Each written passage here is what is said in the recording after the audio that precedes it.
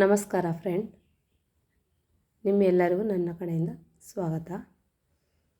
ನಮ್ಮ I D ಬಂದು Shifa Nooreen YouTube I D. ನಾವಿನ್ನೂ ಹೊಸ್ದಾಗಿ ಮಾಡ್ತಾ ಇರೋದು.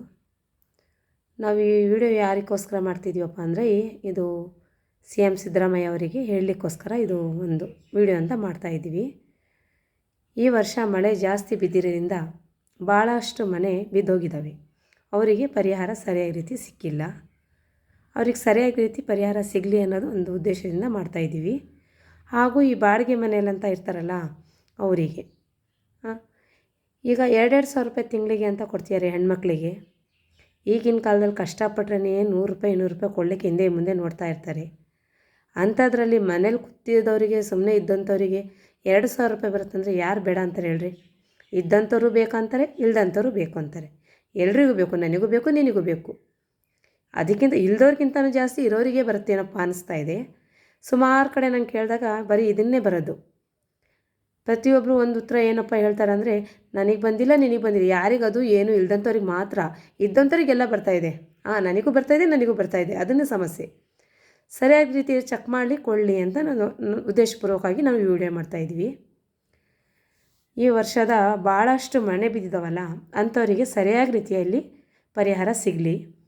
ಹಾಗೂ ಈ ಬಾಡಿಗೆ ಮನೆಯಲ್ಲಿದ್ದಂಥವರಿಗೆ, ಅತಿ ಬಡವರಾದಂಥವರಿಗೆ 2,000 ರೂಪಾಯಿ ಸಿಗಲಿ, ಬೇಡ ಅಂತ ನಾವು ಹೇಳಲ್ಲ. ಅದು ಯಾವ ರೀತಿ ಸಿಗಬೇಕಪ್ಪ ಅಂದರೆ, ಆಯಾ ಏರಿಯಾ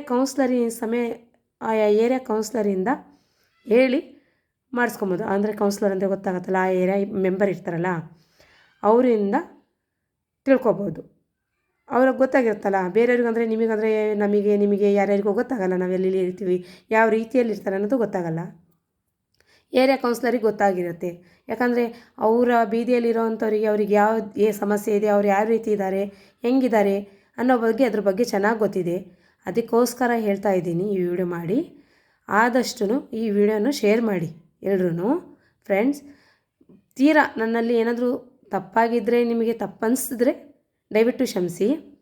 ಅವರು ಏರಿಯಾ ಮೆಂಬರಿಂದ ಅವರು ತಿಳ್ಕೊಬೋದು.